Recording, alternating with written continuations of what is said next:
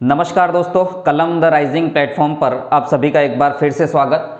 हम RS first grade, second grade, REET चतुर्थ श्रेणी एवं समस्त प्रकार की आरपीएससी और कर्मचारी चयन बोर्ड की भर्तियां जो 2025 में हो रही हैं, भर्ती महासमर 2025 के अंतर्गत टॉपिक वाइज एमसीक्यू सीरीज के अंतर्गत आगे बढ़ने वाले हैं। इस एमसीक्यू सीरीज के माध्यम से हम सबसे पहले आज राजस्थान भूगोल से स्टार्ट करने जा रहे हैं, जो अभ्यर्थियों की सबसे बड़ी डिमांड है कि न्यू डिस्ट्रिक्ट के अकॉर्डिंग सर क्या रहेगा, तो न्यू डिस्ट्रिक्ट के अकॉर्डिंग हम सारी बातें करेंगे। आज अपन एक टॉपिक लेते हैं राजस्थान का भौतिक प्रदेश और उससे हम आगे बढ़ेंगे। निश्चित ही हमारी ये पहल, हमारी ये शुरुआत आपकी तैयारी को बेहतर करेगी, आपके आत्मविश्वास में बहुत ही ज़्यादा मजबूती मिलेगी, आपके आत्मविश्वास के अंतर्गत बहुत ज़्यादा वृद्धि देखने को मिलेगी।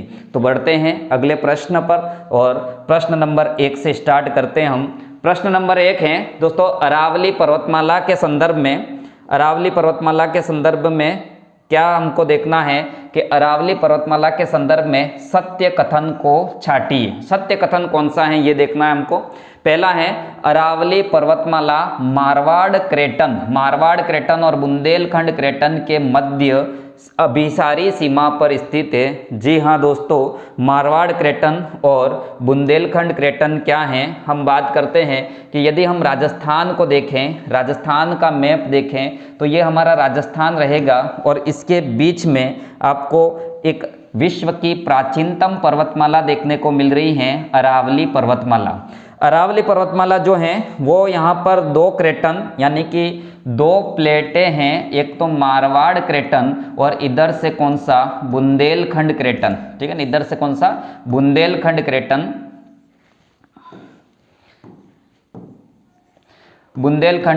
और इन बुंदेलखंड क्रेटन और मारवाड़ क्रेटन के मध्य दोनों के ओर अगर प्लेट टेक्टोनिकी सिद्धांत की बात करें तो प्लेट टेक्टोनिक सिद्धांत के अकॉर्डिंग 2 प्लेटें जब आमने सामने जाती हैं तो उसको कहते हैं हम अभिसारी सीमा। दोस्तों क्या कहेंगे, अभिसारी सीमा। तो इस अभिसारी सीमा पर स्थित है और इसी कारण अरावली पर्वतमाला का वलित पर्वतमाला के रूप में हम जानते हैं। तो हमारा जो पहला कथन था उसको वापस से देखते हैं कि अरावली पर्वतमाला मारवाड़ क्रेटन और बुंदेलखंड क्रेटन के मध्य अभिसारी सीमा पर स्थित है। जी हाँ, बिल्कुल राइट है।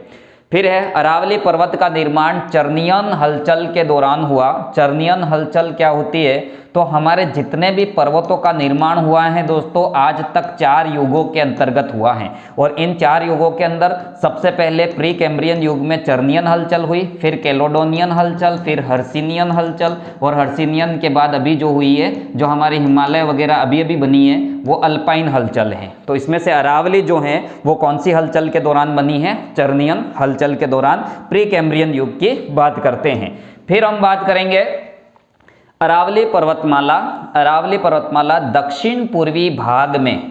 ठीक है दोस्तों, दक्षिण पूर्वी भाग में GBT for great boundary thrust महान सीमांत भ्रंश से व इस श्रेणी के पूर्व में दिल्ली बाउंड्री थ्रस्ट से अलग है। ये कथन भी बिल्कुल सही है। बात करते हैं यहाँ पर कि GBT क्या है। देखिए दोस्तों, यहाँ पर आपको एक दिखाई दे रहा है, यहाँ पर अरावली के अंदर एक फाल्ट है DBT। आप देखिएगा कि 2 पर्वत होती हैं, यहाँ पर इस तरीके से वलित पर्वत हैं, तो यहाँ पर संपीड़न बल लगेगा और इस वाले घाटी वाले क्षेत्र में एक बल लगता है तनाव बल को कहेंगे दोस्तों टेंशन बल। और इस टेंशन बल के कारण यहाँ पर चट्टानें एक दूसरे के विपरीत जाएगी और इस कारण इस जगह पर किसका विकास होगा, भ्रंश का विकास होगा। तो एक तरफ अरावली पर्वतमाला और दूसरी तरफ विंध्यन पर्वतमाला या मालवा का क्षेत्र और उसके बीच में ये जो वाला क्षेत्र है, इसके बीच में ये ग्रेट बाउंड्री थ्रस्ट है, जो इधर से दक्षिण पूर्वी पठार जो है हमारा राजस्थान का भौतिक प्रदेश, उसके उत्तर पश्चिम वाले क्षेत्र से, ठीक है, यहाँ पर पूर्व की ओर आगे बढ़ रहा है, तो इस थ्रस्ट से अलग है। और यही इसी तरीके से अगर दिल्ली की ओर जाए तो यहाँ पर भी एक भ्रंश है DBT भ्रंश, इन दोनों से अलग है। तो राजस्थान में हो जाएगा दोस्तों GBT भ्रंश। और GBT कहाँ पर है, तो GBT आपको बेंगू एक जगह है चित्तौड़ में दोस्तों, कहाँ पर है, चित्तौड़ के अंदर, और बेंगू चित्तौड़ से कोटा और कोटा से सवाई माधोपुर और सवाई माधोपुर से दोस्तों धौलपुर तक इसका स्पष्ट विभाजन हमको देखने को मिलता है। तो ये जीबीटी भी आपका क्लियर हुआ, ग्रेट बाउंड्री थ्रस्ट फोर्स, महान सीमांत भ्रंश। तो ये बात भी हमारी बिल्कुल सही है कि यहाँ अरावली पर्वतमाला हमारे दक्षिण पूर्वी पठार से या भाग से जीबीटी से अलग है। अगला प्रश्न, अगला कथन है अरावली की तुलना किससे की जाती है? तो अमेरिका के अपलेशियन पर्वतों से की जाती है। यह हमारे आरएस प्री का एग्जाम का प्रश्न था, पूर्व की आरएस प्री का, कि अरावली की तुलना अमेरिका के कौन सी पर्वत से की जा रही है? अपलेशियन पर्वत से की जाती है। तो यहाँ पर हम जितने ही कथन देखें वो सभी कथन हमारे क्या रहेंगे? सत्य हैं, और सत्य कथन से हमारा आंसर राइट हो जाएगा डी। आप अपना आकलन स्वयं भी करते रहिएगा। आप देखिएगा कि कितने प्रश्न हमारे राइट हुए। हम जो तैयारी कर रहे हैं उस तैयारी के दौरान हमारी क्या गलतियां रह गई, हमने किस और कम ध्यान दिया, इन सब तमाम चीज़ों का आकलन करते रहे और कमेंट बॉक्स में ये कमेंट भी करें कि हमारे इन प्रश्न की श्रृंखला में कितने प्रश्न सही हुए। आगे अगले प्रश्न की ओर बढ़ते हैं। अगला प्रश्न है हमारा प्रश्न नंबर 2, असत्य कथन को अलग कीजिए। जी हाँ, असत्य कथन को अलग कीजिए। हिंगलाज का मंगरा, पहला कथन है हिंगलाज का मंगरा और नरसिंहपुर पहाड़ लूनी बेसिन में स्थित है। तो बिल्कुल सही है। राजस्थान के मैप में अगर देखें तो अरावली के पश्चिम में कौन सी नदी है? लूनी बेसिन, और उसी में हिंगलाज माता जो भावसारों की कुल देवी भी हैं, हिंगलाज माता का मंगरा और नरसिंहपुर पहाड़ दोनों ही लूनी बेसिन के अंतर्गत स्थित हैं। आगे चलते हैं। मालपुरा करौली मैदान जो हैं वो हैरान महोदय ने इसको क्या कहा है? तृतीय पेनिप्लेन कहा है। तो ये भी सत्य कथन है। ये हैरान महोदय वही हैं जिन्होंने राजस्थान के अंतर्गत पहली बार प्री कैम्ब्रियन चट्टानों का अध्ययन किया था। फिर है हिमानीकृत निक्षेप से निर्मित बाप बोल्डर जोधपुर के अंदर रहेगा, जोधपुर के अंदर। और इस बाप बोल्डर के साथ यहाँ पर भादुका बालुकाश्म भी मिलते हैं, भादुका बालुकाश्म। तो ये दोनों यहाँ पर रहेंगे। ये किससे रिलेटेड हैं? कौन से युग में? कार्बोनिफेरस युग में। दोस्तों इस समय यहाँ हिम युग चल रहा था, हिमानीकृत चट्टानें इसीलिए मिल रही है। फिर है घोड़े के नाल के आकार की पहाड़ियाँ। घोड़े के नाल के आकार की पहाड़ियाँ कहाँ पर मिलेगी? तो बूंदी में नहीं मिलती हैं, ये मिलेगी बारा के अंदर, शाहाबाद के अंतर्गत, शाहाबाद के अंदर मिलेगी। और बूंदी में मिलेगी आपको कौन सी दोस्तों? अर्धचंद्राकार पहाड़ियाँ मिलेगी। तो इस तरीके से हमारे असत्य कथन की जो बात थी उसमें एक कथन असत्य निकल कर आ रहा है। कौन सा? 4। तो दोस्तों हम इसको कौन सा राइट आंसर करेंगे? कथन 4 हमारा क्या हो जाएगा? राइट आंसर, यानी कि असत्य हो जाएगा। ये आपको याद रखना है। तो इसको इस तरीके से देखिएगा कि आजकल जो एग्ज़ाम के पैटर्न बदल चुके हैं, प्रकृति बदल चुकी है, उसमें इसी टाइप से प्रश्न हमको देखने को मिल रहे हैं। आगे बढ़ते हैं अगले प्रश्न की ओर। अगला प्रश्न है हमारा तीसरा प्रश्न है बालूका स्तूप के संदर्भ में।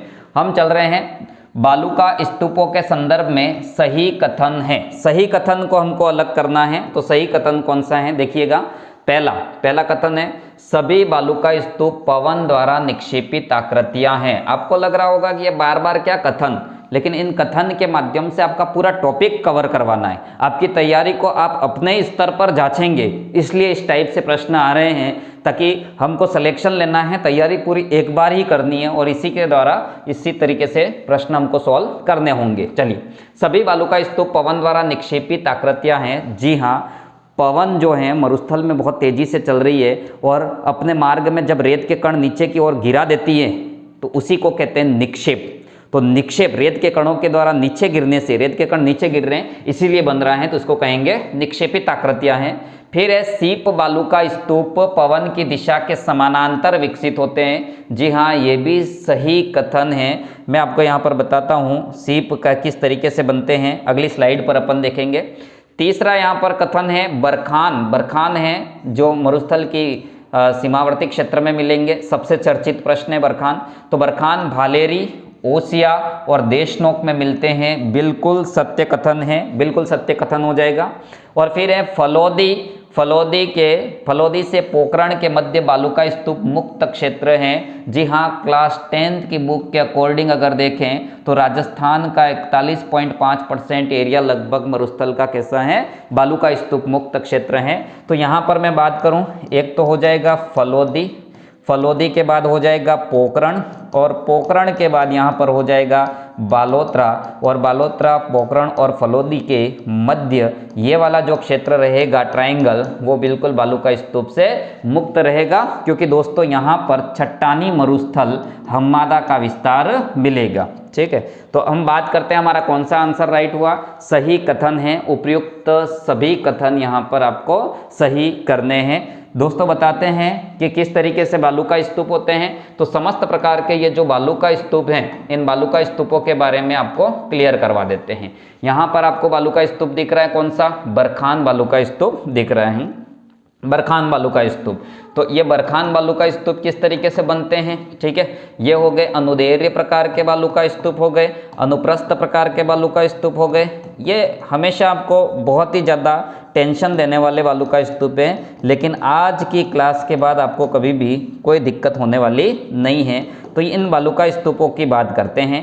अब सबसे पहले हम अपने तरीके से इसको बनाते हैं कि ये मरुस्थल हैं, और इस मरुस्थल के अंतर्गत ये पवन की कोई दिशा है, इस दिशा के अंतर्गत पवन अपने मार्ग में रेत के कण उड़ाकर ले जा रही हैं। जब पवन रेत के कण उड़ाकर ले जा रही हैं तो इस टाइप से रेत के कण नीचे की ओर जमा हो रहे हैं पवन की दिशा के समानांतर, है ना, पवन की दिशा के समानांतर। तो ऐसे बालू का स्तूप को हम यहाँ पर क्या कहेंगे, अनुदैर्घ्य बालू का स्तूप कहेंगे। बात क्लियर है, अनुदैर्घ्य बालू का स्तूप कहेंगे।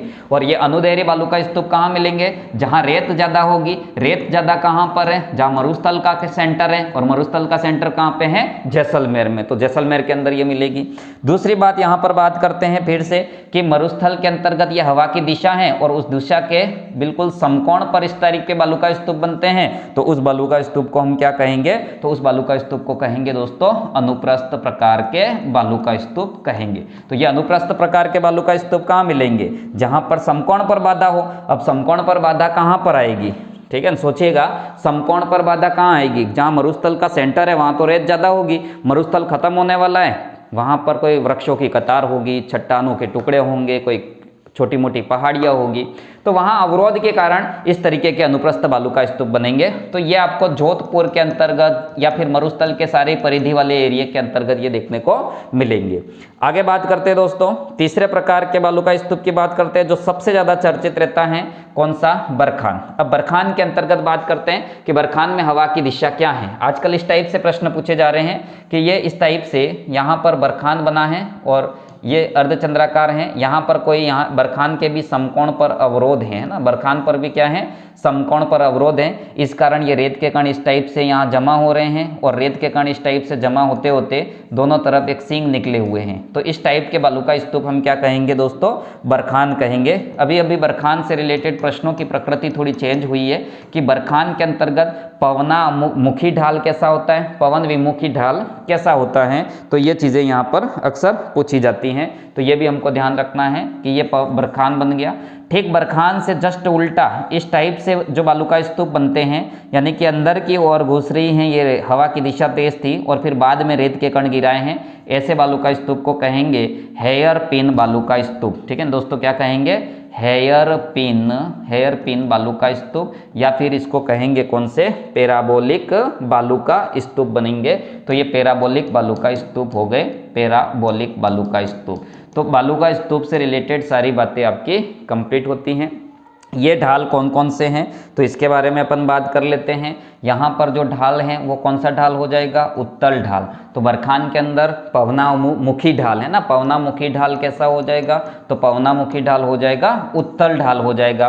और अवतल ढाल कौन सा हो गया, तो अवतल ढाल हो गया दोस्तों बरखान का पवन विमुखी ढाल। और पवनमुखी ढाल अगर बरखान टाइप ही बालू का स्तूप में पवनमुखी ढाल अगर अवतल हैं तो वो कौन से होंगे दोस्तों, हेयर पिन होंगे। और चारों तरफ से हवा आने के बाद अगर कोई बालू का स्तूप बनता है, विभिन्न दिशाओं से, तो उस बालू का स्तूप को क्या कहेंगे? तारे नुमा बालू का स्तूप कहेंगे।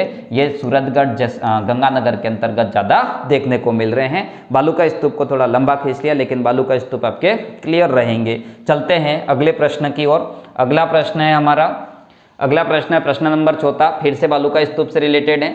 बालू का स्तूप एवं संबंधित क्षेत्र का असत्य मिलान कौन सा है, उसको हमको बताना है। असत्य मिलान कौन सा है दोस्तों? सबसे पहले एक तरफ है बालू का स्तूप और दूसरी तरफ है एक क्षेत्र। तो बरखान कहाँ पर मिलेंगे? बरखान मिलेंगे भालेरी और देशनोक। तो बिल्कुल सही है, ये मरुस्थल के परिधि वाले क्षेत्र ही लेंगे कि भालेरी कहाँ पर आएगा? चूरू के अंदर, और देशनोक बीकानेर में, यहाँ पर आपको बरखान मिलेंगे। बिल्कुल सही है। अनुदेरी बालू का स्तूप रामगढ़ और बालोतरा, ये मरुस्थल के सेंटर वाले पार्ट हैं, रामगढ़ और बालोतरा।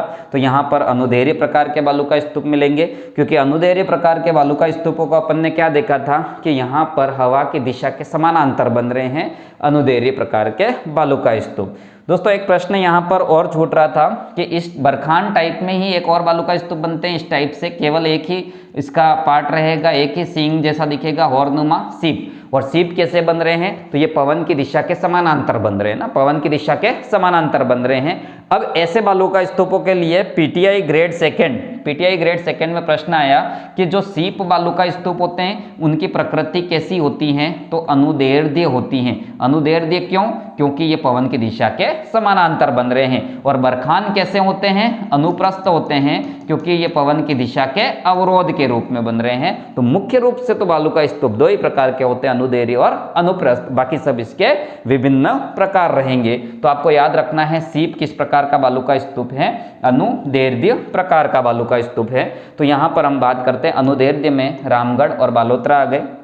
तारानुमा बालू का स्तूप बिल्कुल जैसलमेर के मोहनगढ़ और सूरतगढ़ गंगानगर के अंदर आपको तारानुमा बालू का स्तूप भी देखने को मिल रहे हैं। फिर हम बात करते हैं अनुप्रस्थ बालू का स्तूप। अनुप्रस्थ बालू का स्तूप भी मरुस्थल की परिधि में, खास करके जोधपुर में मिलते हैं। और यहाँ पर इसका आंसर गलत लिखा हुआ है, ये आपको जोधपुर हैं, फलोदी हैं, इस वाले इलाके के अंदर ज़्यादा देखने को मिलेंगे। तो हमारे 3 कथन तो बिल्कुल सत्य हैं, और हमारा जो आंसर राइट हो जाएगा, क्योंकि आंसर में पूछा है असत्य कथन कौन सा है, तो कौन सा हो जाएगा दोस्तों? अनुप्रस्थ प्रकार के बालू का स्तूप हो जाएगा। बढ़ते हैं अगले प्रश्न की ओर।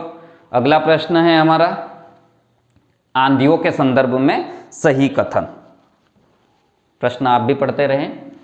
आंधियों के संदर्भ में सत्य कथन है, ठीक है ना? आंधियों के संदर्भ में क्या है? सत्य कथन है। तो आंधियों के संदर्भ में कौन कौन से सत्य कथन हैं उसको हमको देखना है। आंधियों के संदर्भ में कौन से सत्य कथन हैं? तो चलिएगा आंधियों के संदर्भ में सत्य कथन की बात कर लेते हैं। पहला कथन है यहाँ पर, कौन सा हो जाएगा? पहला कथन हो जाएगा ये आपका, आंधियों के आगमन से तापमान में गिरावट आती है। जी हाँ, आंधियों के आगमन से पूरे वायुमंडल में धूल के कण और पूरे इस तरीके से आकाश में अंधकार छा जाता है, और उससे निश्चित ही तापमान में गिरावट आएगी। आंधियों के दिनों की संख्या, दोस्तों ये कक्षा 8वीं के किताब के अंदर लिखा होता है कि सर्वाधिक आंधियों की संख्या गंगानगर में 27 दिन है। तो दिनों की संख्या उत्तर पश्चिम से दक्षिण पूर्व की ओर क्रमशः कम होती जाती है। हम राजस्थान के मैप पर देखते हैं, ये राजस्थान का मैप है, और राजस्थान के मैप पर आंधियों की संख्या को अगर बात करें, आंधियों की संख्या की बात करें तो किस टाइप से हैं? तो ये आंधियाँ यहाँ पर सबसे ज़्यादा आती है, और इस टाइप से इधर जाएं, यानी कि उत्तर पश्चिम राजस्थान में सबसे ज़्यादा आएगी और झालावाड़ की तरफ सबसे कम आएगी। तो सर्वाधिक आंधियों की संख्या रहेगी गंगानगर में, और सबसे कम आंधियों की संख्या कहाँ पर रहेगी? झालावाड़ डिस्ट्रिक्ट के अंदर 3 दिन और 27 दिन। आंधियाँ क्या हैं? तो आंधियाँ धूल भरी हवाएं हैं, ठीक है, कुछ नहीं है। आंधियाँ क्या हैं? धूल भरी हवाएं हैं, और ये संवहनीय पवनें हैं, ठीक है। कैसी पवनें हैं? संवहनीय पवनें हैं, यानी कि संवहन के कारण आंधियों की उत्पत्ति होती है। आंधियों को सर्वाधिक प्रभाव हनुमानगढ़ में होता है दोस्तों, इसकी बात अपन ने पहले ही कर ली। सर्वाधिक प्रभाव कहाँ रहेगा? गंगानगर में। तो हमारा कथन 3 तो गलत ही हो जाएगा। प्रश्न पूछा है सही कथन, तो सही में हो जाएंगे 1 और 2। आंसर राइट हो जाएगा आपका केवल 1 और 2। बढ़ते हैं अगले क्वेश्चन की ओर। अगला प्रश्न रहेगा हमारा, मुकुंदरा पर्वत श्रेणी की सर्वोच्च चोटी है। बहुत ही अच्छा प्रश्न है। मुकुंदरा पर्वत श्रेणी की सर्वोच्च चोटी है? तो इसकी अपन बात करते हैं। उससे पहले अपन बात करते हैं कि सत्तूर, प्रश्न ऑप्शन ए, सत्तूर कहाँ पर है दोस्तों? ये है बूंदी के अंदर। बूंदी की कौन सी पहाड़ियाँ? तो राजस्थान के अंदर अगर बात करें तो राजस्थान का जो ये वाला एरिया है, यहाँ पर ये इस टाइप से है ना, इस टाइप से बूंदी के अंदर कौन सी पर्वत श्रृंखला है? अर्धचंद्राकार पहाड़ी हैं, अर्धचंद्राकार पहाड़ी हैं। और ये अर्धचंद्राकार पहाड़ी, ठीक है, 96 किलोमीटर की रेंज में फैली हुई है। इसी के अंदर आपको क्या मिलेंगे? रामगढ़ दर्रा मिलेगा, खटखड़ दर्रा मिलेगा, खटखड़ दर्रे के बाद क्या मिलेगा? जेतवास दर्रा मिलेगा, और जेतवास के बाद और क्या मिलेगा? तो बूंदी दर्रा मिल जाएगा। तो ये सारे दर्रे यहाँ पर मिलते हैं। बूंदी के अंदर सत्तूर की पहाड़ी स्थित है, तो ये अर्धचंद्राकार पहाड़ी है। फिर है थाना जो है वो शाहबाद की पहाड़ी जो है, शाहबाद की पहाड़ी जो है बारां के अंदर शाहबाद में, उस पहाड़ियों की, घोड़े के नाल के आकार वाली पहाड़ियों की सबसे ऊंची चोटी हो जाएगी। चंदवाड़ी की पहाड़ी, जी हाँ दोस्तों, चंदवाड़ी की पहाड़ी झालावाड़ के अंदर स्थित रहेगी। और चंदवाड़ा की पहाड़ी जो है वो मुकुंदरा हिल्स की, जो कोटा और झालावाड़ के मध्य मुकुंदरा हिल्स की सबसे ऊंची चोटी हो जाएगी। और डग गंगाधर कहाँ पर है दोस्तों? तो झालावाड़ के अंतर्गत रहेगा। ये आपका यहाँ पर क्लियर है। तो आंसर राइट हो जाएगा अपना कौन सा? चंदवाड़ी मुकुंदरा पर्वत की सबसे ऊंची चोटी है, ठीक है ना। सत्तूर के बारे में भी असिस्टेंट प्रोफेसर में पूछा गया था। 353 मीटर ऊंची चोटी है। सत्तूर कहाँ पे? तो बूंदी के अंदर, अरावली का ही हिस्सा है ये, ठीक है। चलिए आगे बात करते हैं। निम्नांकित में से, प्रश्न है 7 नंबर, निम्नांकित में से कौन सा बालसन का एग्जाम्पल है? बालसन क्या है पहले इसको समझना होगा। बालसन का एग्जाम्पल है, तो बालसन का एग्जाम्पल है, ऑप्शन है खाटू झील, इसके बाद है पंचपदरा झील, सांभर झील और डिडवाना झील। बहुत सारे साथी इस प्रश्न को देखते ही सीधे आंसर पर चले गए होंगे कि कौन सी झील बालसन का एग्जाम्पल है राजस्थान में? सांभर झील। आइए देखते हैं बालसन क्या चीज़ है। आप इस तरीके से समझिए कि एक और ये पर्वतमाला है कोई, ठीक है, और एक तरफ दूसरी तरफ भी ये कोई पर्वतमाला है। इन दोनों ही पर्वतमालाओं के बीच में जब वर्षाकालीन जल आया दोस्तों, वर्षाकालीन जब जल आया तो वर्षाकालीन जल ने यहाँ पर कंकड़ पत्थर जमा कर दिए, ठीक है। पर्वत से जैसे ही नदी निकली तो नदी क्या कर लेगी? नदी यहाँ पर निकलेगी तो ये नदी क्या कर लेगी? वर्षाकालीन जल है दोस्तों, ये वर्षाकालीन जल क्या कर लेगा? तो वर्षाकालीन जल यहाँ पर कंकड़ पत्थर का जमाव कर देगा। और इस टाइप से ये कंकड़ पत्थर के जैसे ही जमाव हो गए तो इस कंकड़ पत्थर के जमाव को हम राजस्थानी भाषा में क्या कहेंगे? बजादा कहेंगे। ये यहाँ पर बजादा हो गया। और इस बजादा के बीच वाले क्षेत्र में यदि यहाँ पर कोई छोटी छोटी झील बन रही है, बिल्कुल छोटे छोटे क्षेत्र बन रहे हैं, झील बन रही है, और इस झील को अपन कौन सी झील कहेंगे दोस्तों? प्लाया झील कहेंगे। और प्लाया झील के साथ ही इस बहुत बड़े बेसिन का निर्माण अगर हो गया, प्लाया झील के साथ ही अगर बहुत बड़े बेसिन का निर्माण हो गया यहाँ पर, यानी कि बेसिन का मतलब मैदान का निर्माण हो गया, तो इस पूरे ही बेसिन को अपन क्या कहेंगे? बालसन कहेंगे। इस तरीके की स्थितियाँ हमको कौन सी झील में नजर आती हैं? तो राजस्थान के अंदर सांभर झील के अंतर्गत नजर आएगी बालसन की स्थितियाँ। बालसन आपका क्लियर है। बढ़ते हैं अगले प्रश्न की ओर। अगला प्रश्न है दोस्तों, अगला प्रश्न है हमारा, निम्नलिखित में से कौन सा भौतिक लक्षण राजस्थान बांगर में सम्मिलित नहीं है? सबसे पहले तो आपको यह क्लियर करना है कि राजस्थान बांगर क्या है। अब राजस्थान बांगर की बात करते हैं तो बांगर के साथ एक शब्द जुड़ा हुआ है खादर। एक शब्द है बांगर और बांगर के साथ जुड़ा हुआ है खादर। खादर के मतलब ये होता है कि नवीन जलोढ़ मृदा, और ये होता है पुरानी जलोढ़ मृदा। तो पुरानी जलोढ़ मृदा होगी, यानी कि मैदान का निर्माण हुआ है लेकिन काफी समय पहले हुआ है और अभी वो बांगर भूमि हो चुकी है। तो ऐसी कौन सी नहीं है, ये हमारा प्रश्न है। तो निम्नलिखित में से कौन सा भौतिक लक्षण राजस्थान बांगर में सम्मिलित नहीं है? दोस्तों गोडवाड़ क्षेत्र बांगर में सम्मिलित है। आंतरिक प्रवाह का मैदान यानी कि गग्गर वाला क्षेत्र, ये भी बांगर मैदान कहलाता है। नमकीन झीलें जितनी भी है, पंचपदरा, लूणकरणसर, ठीक है, नावा झील, ये सब नमकीन झीलें भी किसका हिस्सा कहा जाएगी? राजस्थान बांगर का। छप्पन का मैदान प्रतापगढ़ और बांसवाड़ा के बीच में माही नदी का मैदान है और माही नदी के इस मैदान क्षेत्र में हमेशा नवीन जलोढ़ मिट्टी आती है और इस नवीन जलोढ़ मिट्टी के कारण ये उपजाऊ मैदान है। इसी उपजाऊपन के कारण ही इसको काफ़ी हाईलाइटेड भी रहता है ये प्रश्न, 56 का मैदान। तो 56 का मैदान माही का मैदान है, ठीक है। किसका मैदान हो जाएगा? माही का। हमारा आंसर कौन सा राइट हो जाएगा? माही या 56 का मैदान बांगर का क्षेत्र नहीं है। तो इस टाइप के प्रश्नों के लिए आप तैयार रहिए, हर बार आपको नए प्रश्न भी देखने को मिलेंगे। तो हमारी जो तैयारी है उसी तैयारी जो की हुई है उसी से हम नवीनतम प्रश्नों को भी सॉल्व कर पाएंगे। तो बने रहिएगा आप, लगातार आगे बढ़ते हैं फिर से अगले प्रश्न पर। निम्नलिखित में से कौन सी पहाड़ियाँ राजस्थान में विंध्यन पर्वत श्रेणियों का विस्तार है? वेरी गुड, बहुत अच्छा प्रश्न है। विंध्यन श्रेणी का यहाँ पर कौन कौन सी पहाड़ियाँ ऐसी हैं जो विंध्यन श्रेणी का विस्तार हैं? अब आपको यहाँ पर ये देखना है कि विंध्यन श्रेणी है कहाँ पर। तो हमारे इस पूरे राजस्थान का जो मैप देखते हैं, इस राजस्थान के मैप के अंतर्गत ये वाला जो पार्ट है वो हमारे यहाँ पर विंध्यन कगार भूमि के अंतर्गत आता है, ठीक है। किस में आएगा? विंध्यन कगार भूमि के अंदर आएगा।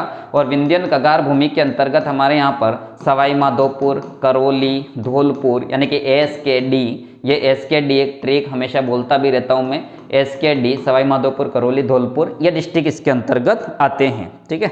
तो यहाँ पर हम बात करें कि विंध्यन कगार भूमि के कौन कौन सी पहाड़ियाँ हैं, यानी कि यहाँ इसके अलावा यहाँ पर कोटा का भी हिस्सा आ जाएगा।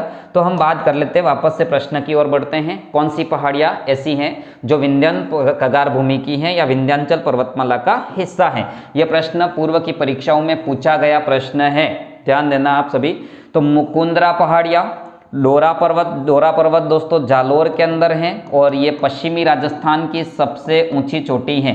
पश्चिमी राजस्थान की सर्वोच्च चोटी रहेगी, सर्वोच्च चोटी 869 मीटर, जहां पर इसराना, रोजा और जारोल भाकर की स्थितियां भी रहेगी। अलवर पर्वत नहीं है दोस्तों, अलवर पर्वत अलवर के अंतर्गत है, अलवर जो कि हमारा विंध्यन कगार भूमि का हिस्सा नहीं है। और गिरवा उदयपुर के चारों ओर तस्तरी आकार की पहाड़ियों को हम क्या कहेंगे? गिरवा कहेंगे। तो ये गिरवा पहाड़ियाँ भी कौन से जिले के चारों ओर जाएगी? उदयपुर के अंतर्गत। तो हमारा प्रश्न का आंसर कौन सा राइट हो रहा है? मुकुंदरा हिल्स या मुकुंदरा पहाड़ियाँ ये विंध्यन कगार भूमि का हिस्सा रहेगी, ठीक है। चलते हैं अगले प्रश्न की ओर। अगला प्रश्न है 56 बेसिन जिस जिले में है, 56 बेसिन किस जिले में है? देखिएगा 56 से क्या क्या नहीं याद होता है, 56 से बहुत सारी चीजें याद करवाता हूं, देखना। 56 बेसिन किस जिले में स्थित है? तो 56 बेसिन कौन से जिले में है? बांसवाड़ा के अंदर भी है, प्रतापगढ़ के अंदर भी है। ऑप्शन के अंदर कौन सा सीधा राइट करना है? बांसवाड़ा। अब बांसवाड़ा में क्या क्या चीज है? साक्षरता भी 56% है, ठीक है, इसलिए भी 56 का मैदान है। इस टाइप से भी अपन को याद रखना चाहिए। वैसे तो वास्तव में ये माही नदी का बेसिन है जो बांसवाड़ा और प्रतापगढ़ के अंदर फेमस है। तो बांसवाड़ा को ऐसे ही 56 का मैदान नहीं कहा जाता है, हमने साक्षरता का रेशो भी बराबर रखा हुआ है 56%, ठीक है। चलिए आगे बढ़ते हैं अगले प्रश्न की ओर। रामायण और भगवत गीता में धनवा शब्द के संदर्भ में, यानी कि किसके संदर्भ में धनवा शब्द को यूज किया गया है? दोस्तों इस टाइप के प्रश्न भी पूछे जा चुके हैं, ये पूर्व की भर्ती से उठाया हुआ प्रश्न है। धनवा शब्द किसके लिए इस्तेमाल हुआ है? तो हम बात करते हैं कि हमारे राजस्थान के लिए जो प्रश्न द्रुमकल, ठीक है, द्रुमकल शब्द का उपयोग हुआ है। और धनवा शब्द का प्रयोग किसके लिए हुआ है? तो राजस्थान के मरुस्थलीय भाग के लिए कौन सा शब्द का उपयोग हुआ है? धनवा शब्द का उपयोग हुआ है। तो रामायण और महाभारत कालीन जो प्रश्न हैं वो भी हमको ध्यान रखने हैं, भगवत गीता रामायण कालीन प्रश्न, ठीक है। आंसर राइट हो गया कौन सा? बी। आगे चलते हैं। राजस्थान में प्री कैम्ब्रियन है, ये प्री कैम्ब्रियन युग में या प्री कैम्ब्रियन चट्टानों का आधारभूत वर्गीकरण किसके द्वारा किया गया था? तो दोस्तों प्री कैम्ब्रियन युग में हमारे यहाँ पर अरावली का निर्माण हुआ था। प्री कैम्ब्रियन युग में हमारे यहाँ पर चर्नियन हलचल हुई थी और चर्नियन हलचल से ही विश्व की सबसे प्राचीनतम पर्वत कौन सी? अरावली का विकास हुआ। हम बात करते हैं प्री कैम्ब्रियन युग की चट्टानों की, तो चट्टानों का वर्गीकरण कौन से महोदय ने किया? हैरान महोदय ने किया है। तो काफी हैरान कर दिया इन्होंने भी, ठीक है, प्री कैम्ब्रियन युग की चट्टानों का अध्ययन करके। चलिए आगे बात करते हैं हाथी गुड़ा की नाल। यह हाथी बहुत ही परेशान करता है आप सभी को। हाथी गुड़ा की नाल या हाथी गुड़ा की दर्रा जो है वो किसको जोड़ता है? तो दोस्तों हमारे राजस्थान में दो प्रश्न है, एक हाथी नाल है और एक हाथी गुड़ा की नाल है। ठीक है, हाथी गुड़ा की नाल है, सब एक जैसे नजर आते हैं, खेजड़ी भी और रोहिड़ा भी, कि राजस्थान का राज्य वृक्ष रोहिड़ा करूं कि खेजड़ी करूं। ऐसी स्थिति एग्जाम हॉल के अंदर खुद के साथ बीतती है और जिन्होंने एग्जाम दिया है उनको बहुत अच्छे से पता है, कमेंट करना आप सभी। चलिए, तो हाथी नाल कहाँ पर है और हाथी गुड़ा की नाल कहाँ है? तो हाथी गुड़ा की नाल तो है रासमन, और रासमन से किसको जोड़ती है? तो कुंभलगढ़ जाने का रास्ता देती है। ठीक है ना, कुंभलगढ़ जाने का रास्ता देती है। ठीक है ना, ये कुंभलगढ़ वही है जहाँ अबुल फजल की पगड़ी गिर गई थी। ठीक है, अच्छा होता वो खुद गिर जाता। तो रासमन से कुंभलगढ़ के मध्य कौन सा दर्रा हो जाएगा, कौन सी नाल हो जाएगी? यानी कि दो पर्वतों के बीच में संकीर्ण रास्ते को अपन दर्रा या नाल कहते हैं। हाथी गुड़ा की नाल कहाँ पे होगी? रासमन से कुंभलगढ़। और हाथी नाल हो जाएगी दोस्तों उदयपुर से आपको पिंडवाड़ा जाना है ना, यानी कि सिरोही वाला रोड, पिंडवाड़ा जाना है तो उसके बीच में कौन सा दर्रा आ जाएगा? हाथी नाल आ जाएगा। याद रखना NH27 पर है ये। ठीक है, कौन सा? NH27, जो असम को सिलचर, असम को गुजरात के पोरबंदर से जोड़ता है। तो हमारा आंसर राइट देखते हैं कि हाथी गुड़ा की नाल कहाँ पे हो जाएगी? उदयपुर को रासमन से जोड़ता है। ठीक है, नहीं, पाली को रासमन से जोड़ता है, सिरोही को उदयपुर से जोड़ता है। तो यहाँ पर रासमन से ये उदयपुर के रास्ते कुंभलगढ़ की ओर जा रहा है। तो आंसर इसका कौन सा राइट हो रहा है? सी आंसर इसका राइट हो रहा है। ठीक है, बाकी रासमन से कहाँ पर जाने का रास्ता दे रहा है? कुंभलगढ़ जाने का रास्ता दे रहा है। इस तरीके से भी आपको याद रखना है। आगे बढ़ते हैं, लाठी श्रृंखला क्या है? ठीक है, लाठी श्रृंखला क्या है? तो ये लाठी, ठीक है, आप जो समझ रहे हो वो वाली लाठी नहीं है। ठीक है, ध्यान रखना, आप जो समझ रहे हो वो लाठी बिल्कुल भी नहीं है। हम बात कर रहे हैं लाठी सिरिंज क्षेत्र की, और राजस्थान के अंदर अरावली के पश्चिम में यहाँ पर 1965 के आसपास काजरी की स्थापना होती है। और इस काजरी के वैज्ञानिकों के द्वारा, काजरी के 65 नहीं है 59, तो काजरी के स्थापना होती है जोधपुर के अंदर, और जोधपुर के अंदर काजरी के वैज्ञानिकों के द्वारा सन 2006 के आसपास, 2006 फरवरी के आसपास मोहनगढ़, ठीक है, मोहनगढ़ से जैसलमेर के मध्य, दोस्तों यहाँ पर मोहनगढ़ और प्लस जैसलमेर के मध्य पाकिस्तान की सीमा के समानांतर अभी यहाँ पर एक किसकी खोज हुई? तो यहाँ पर भूमिगत जल पट्टी की खोज हुई, भूमिगत जल पट्टी की खोज हुई। और अभी आपने गत दिनों देखा कि जैसलमेर के अंदर जमीन के अंदर से गंगा निकल गई, सरस्वती निकल गई, बहुत सारे वीडियो रील्स आपने देखे। लेकिन देखो, इन वैज्ञानिकों ने तो पहले ही खोज कर रखी है इस एरिया के अंदर कि भूमिगत रूप से मीठा जल मिलता है। वो तो वहाँ पर उनको पता नहीं था, ठीक है, और ट्यूबवेल खोद दिया, मामला बढ़ गया और सुर्खियों के अंतर्गत आ गया। तो मेरे हिसाब से इस सुर्खी से ये प्रश्न हमको ध्यान रखना चाहिए कि लाठी सिरिंज क्षेत्र क्या है? भूमिगत जल पट्टी है, मोहनगढ़ से जैसलमेर के मध्य, काजरी के वैज्ञानिकों ने खोजा है, सन 2006 के अंदर खोजा है। इस लाठी सिरिंज भूमिगत जल पट्टी है, उसके अंतर्गत क्या है कि यहाँ पर विभिन्न प्रकार की घासें उगाती है, जैसे सेवण घास, काफ़ी फेमस घास है सेवण घास, और सेवण घास के अंदर गोडावन अपने अंडे भी देते हैं। तो गोडावन की प्रजनन स्थली भी कहते हैं। आगे सभी अपन संबंधित किसी टॉपिक में और विस्तृत बात करेंगे। तो लाठी श्रृंखला क्या है? भूगर्भिक जल पट्टी। और चलते हैं अंतिम प्रश्न की ओर, और अंतिम प्रश्न है हमारा, अनुप्रस्थ प्रकार के बालू का स्तूप है। दोस्तों फिर से बालू का स्तूप का प्रश्न आया। अनुप्रस्थ बालू का स्तूप कैसे बने थे?